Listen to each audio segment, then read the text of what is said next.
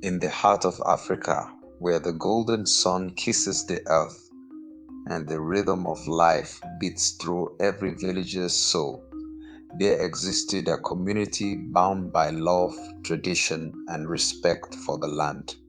But within this tranquil haven, there was a man, Kofi, who sought a different path, a path that led him away from his people, his roots, and into the world of wealth and power. Kofi was once like the others, content with the simple pleasures of life.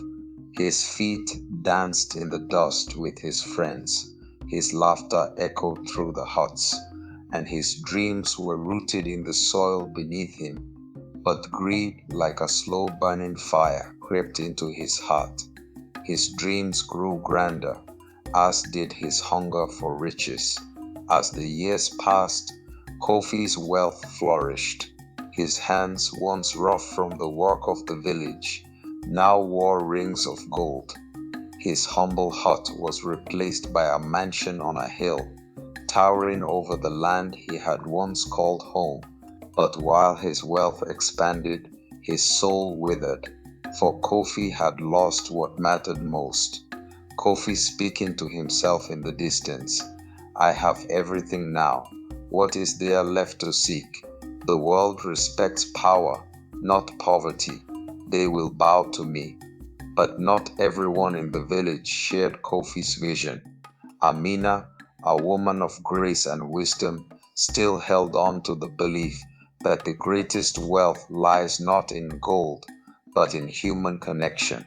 She watched Kofi grow distant, his eyes no longer filled with love for his people, but with ambition. She had once shared a dream with him, but now their paths had diverged. Amina to herself, Kofi, you've forgotten the very land that made you. The riches you chase can never fill the emptiness inside.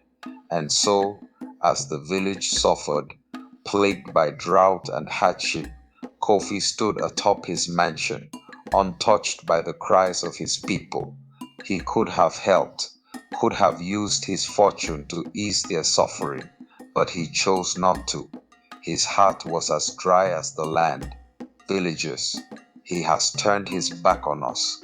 Our land is dying, but he builds a palace for himself. Kofi's greed knew no bounds. In the dead of night, he struck a deal with a foreign businessman, selling the sacred land that had been in his family for generations. In exchange for wealth, he destroyed the future of his people. His mansion high on the hill now stood as a monument to his betrayal. Kofi, with determination, this land is nothing but soil. Money is power. With this I will rule. The day the machines arrived, the villagers were filled with grief. The once lush land, now being ravaged, lay in ruin. The elders stood silent, watching as their heritage was torn apart. But Kofi, in his blindness, continued on his path.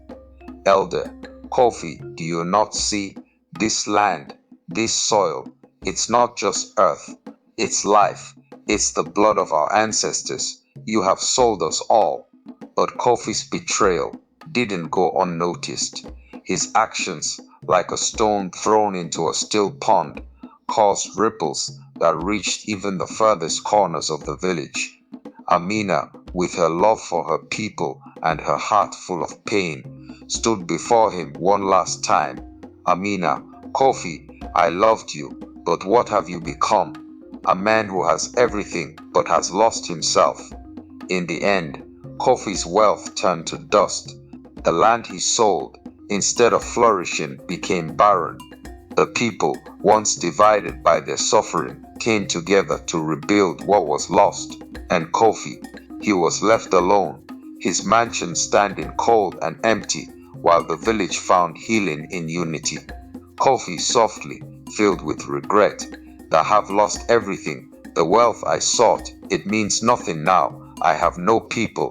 Kofi's story is a tale that echoes through time. A tale of a man who, in his hunger for wealth, lost sight of what truly matters: the community, the love of others, the bond with the land. These are the things that cannot be bought. No amount of gold or power can replace them. Let Kofi's journey be a lesson for us all, that true wealth is not in what we have, but in who we are, in the connections we make, the lives we touch, and the legacy we leave behind.